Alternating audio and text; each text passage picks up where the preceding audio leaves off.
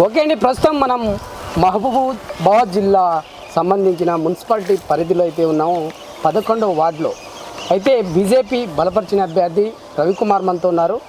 వారి మాటలు తెలుసుకుందాం. అసలు అతను రాజకీయంలో రావడానికి ప్రధాన కారణం ఏంది, సమస్యలు ఏం గుర్తించారు ఏందనేది వారి మాటలు తెలుసుకుందాం. నమస్తే అండి, బాగున్నారా? బాగున్నాను. ఏంటి సార్ పరిస్థితి ఏంది? 11వ వార్డులో మీరు వార్డు కౌన్సిలర్గా పోటీ చేశారు. ఇదివరకు అన్ని పార్టీలు 2 సార్లు మున్సిపాలిటీ మన కౌన్సిలర్గా గెలిచారు. కాకపోతే అభివృద్ధి ఏం జరగలేదు. మన డ్రైనేజ్ కానీ, రోడ్లు కానీ, సీసీ రోడ్లు కానీ కొంచెం చేయాలి. ఇంకా చాలా ఉంది. ఇప్పుడు దగ్గర నందవరం అయితే అసలు డ్రైనేజ్ ప్రాబ్లం చాలా ఉంది. రోడ్లు లేవు, సీసీ రోడ్లు లేవు. ఇవన్నీ మన దృష్టికి వచ్చినాయి. కాబట్టి బీజేపీ పార్టీతో ఇవన్నీ అభివృద్ధి జరుగుతాయని చెప్పేసి టికెట్ తెచ్చుకొని మరి ఈసారి బరిలో నిల్చున్నాను. అందరూ 11వ వార్డు ప్రజలందరూ కొంచెం గుర్తించి నన్ను ఓటేసి గెలిపించాలని కోరుకుంటున్నాను. సార్, బీజేపీకి సంబంధించింది బీఫామ్ ఎక్కడ తీసుకున్నారు? బీఫామ్ మన పైనుంచే వచ్చింది. మా మొబైల్లోనే ఇచ్చారు. పైనుంచి మన రాష్ట్ర అధ్యక్షులే మొత్తం అందరికి ఇచ్చారు. గతంలో ఎప్పుడైనా పోటీ చేసావా? ఈసారి ఇదే మొదటిసారి బీజేపీతో స్టార్ట్. బీజేపీలో ఏం నచ్చింది మీకు? ఈ నియమాలు కానీ, మన బీజేపీ పార్టీ డెవలప్ చేస్తున్న ఈ కార్యక్రమాలు కానీ, మోడీ గారి ఆశయాలు కానీ కొంచెం నాకు స్ఫూర్తినిచ్చాయి. ప్రధానంగా ఇక్కడ 11వ వార్డులకు సంబంధించింది చూస్తే ఇక్కడ దాదాపు 6 పోటీలో ఉన్నట్టుగా మనకు అవును. మరి ఇక్కడ మొత్తం బలంగా ఉన్న క్యాండిడేట్లనే గుర్తిస్తామని ఆశిస్తున్నారు. దాంతోపాటు డబ్బుకే ఓట్లు పోయే అవకాశం ఉంది. దీన్ని ఎలా ఎదుర్కోబోతున్నారు? ఇది చాలా తప్పు. జనాలు ఆల్రెడీ తెలిసిపోయింది. డబ్బుతోటే మొత్తం జరుగుతాయి. అది కరెక్ట్ కాదు. అందరూ బీజేపీకే సపోర్ట్ చేస్తున్నారు. చాలా మంది బరిలో ఉన్నది 6 కాదు, 6 3 ఇండిపెండెంట్. వాళ్ళు అసలు కంప్లీట్గా లేరు. బీజేపీ, కాంగ్రెస్, టీఆర్ఎస్ వాళ్ళ 3 పోటీ ఉంది. బీజేపీకి కొంచెం ఎక్కువ ఉంది. ఎన్ని ఓట్లు ఉన్నాయండి? 2067 ఓట్లు ఉన్నాయి. అసలు మీరు పోయేటప్పుడు ఎక్కడంటే ఓట్లు అడిగేటప్పుడు, అక్కడ వెళ్ళేటప్పుడు అక్కడ ఉన్న ప్రజలు మీకు ఎలా ఆహ్వానిస్తున్నారు? పోయేటప్పుడు నేను పోగానే ఫస్ట్ వాళ్ళే ఆహ్వానిస్తున్నారు. ఫస్ట్ టైం మొదటిసారి బీజేపీ పార్టీ మన కౌన్సిలర్ ముందుకు వచ్చారని చెప్పేసి వాళ్ళే అంటున్నారు. వాళ్ళే మాకు దగ్గరుండి మీరు ఏం పంచకుండా అవసరం లేదు, మేమే మీకు మన మున్సిపాలిటీ కూర్చోబెడతామని వాళ్ళే అంటున్నారు. మీకు అంత నమ్మకం ఉందా? ఖచ్చితంగా ఈసారి ఖచ్చితంగా మున్సిపాలిటీపై కాషాయ జెండా ఎగురుద్ది. మరి కాంగ్రెస్ వాళ్ళు కూడా ఇక్కడ అధికారంలో ఉన్నారు. వాళ్ళను ఎదుర్కొనే శక్తులు ఏమని మీరు పెట్టుకున్నారు? ఖచ్చితంగా కాంగ్రెస్ పార్టీ ఫెయిల్ అయిపోయింది. ఖచ్చితంగా ఈసారి కదా బీజేపీ వస్తుంది. మున్సిపాలిటీ మహబూబాబాద్ మున్సిపాలిటీ మొత్తం బీఆర్ఎస్ అది కూడా అయిపోయింది పని. మొత్తం కాషాయ జెండా ఇక బీజేపీ. అంత నమ్మకం ఉందంటారు? 100%. మీరు ప్రధానంగా మీరు గెలిస్తే ఇక్కడ ఎటువంటి అభివృద్ధి చేస్తారు మీ 11వ వార్డుని? ఖచ్చితంగా మన డ్రైనేజ్ సమస్య అయితే చాలా ఉంది.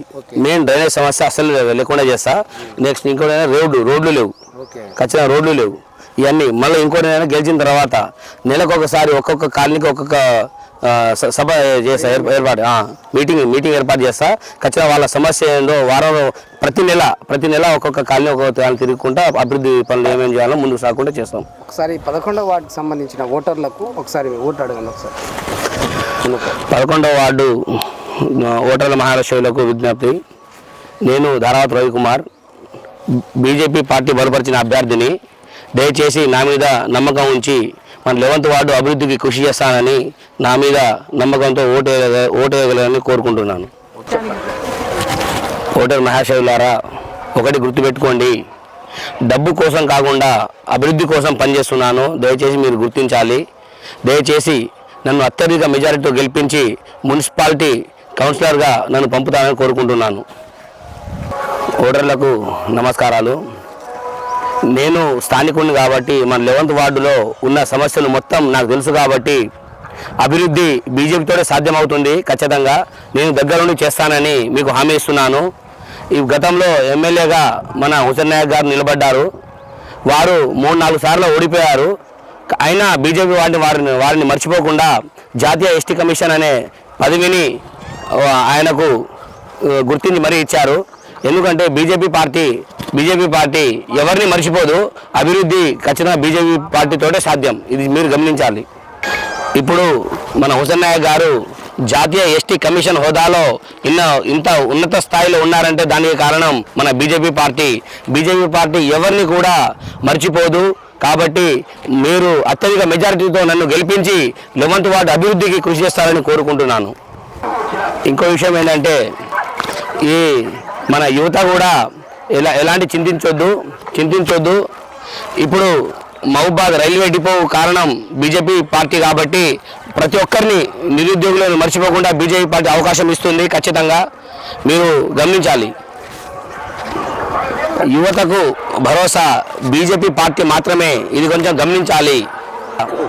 గత పార్టీలు కానీ మన పింఛన్లు కానీ మన డబుల్ బెడ్రూమ్ ఇల్లులు కానీ ఇవన్నీ ఇస్తామని హామీ ఇచ్చారు. కానీ ఎవరు కూడా ముందుకు వచ్చి ఇవ్వని దాఖలు ఉన్నాయి. కాబట్టి మీరు నన్ను ఖచ్చితంగా గెలిపించి నేను వాళ్ళతో కొట్లాడి మరి మీకు ఈ డబుల్ బెడ్రూమ్ కానీ పింఛన్లు కానీ ఇంకా చిన్న పథకాలు అన్నీ మీ ముందు తీసుకొస్తానని నేను కోరుకుంటున్నాను. బలపరిచిన నన్ను అత్యధిక మెజారిటీతో గెలిపించాలని కోరుకుంటున్నాను. ఇంకా విషయం ఏంటంటే బీజేపీ పార్టీ అభివృద్ధికి చాలా కృషి చేస్తుంది. ఇది మీరు గమనించాలి. దయచేసి నన్ను గెలిపించి మున్సిపాలిటీ పంపించాలని కోరుకుంటున్నాను. విన్నారు కదండి, బీజేపీ పార్టీ ఓవరాల్గా భారతదేశ వ్యాప్తంగా పార్టీ బలంగా ఉంది. తెలంగాణలో కొద్దిగా అటు ఇటు ఉన్నా కూడా పూర్తి స్థాయిలో ఉన్న జిల్లాల వారీగా అయితే బీజేపీ బలపరంగా ఉంది. కాబట్టి మహబూబాద్లో నుండి 11వ వార్డు సంబంధించిన ధరావతు రవికుమార్ అయితే 11వ వార్డు కౌన్సిలర్గా అయితే బరిలో ఉన్నారు. పూర్తి స్థాయిలో స్థానికుడిని ఇక్కడ పూర్తి స్థాయిలో మీ అందుబాటులో ఉంటానని కూడా చెప్తున్న పరిస్థితి. ఏది ఏమైనా సరే డబ్బుకు లొంగకుండా ప్రజాస్వామ్యాన్ని, అంబేద్కర్ రాసిన రాజ్యాంగాన్ని పూర్తి స్థాయిలో గుర్తించి గనక ఆ కమలం పువ్వు గుర్తుకి ఓటేస్తారా లేదా డబ్బుకే పూర్తి స్థాయిలో లోబడి ఓట్లేస్తారనేది మనం లేచి చూద్దాం. థ్యాంక్ యూ అండి. Thank you.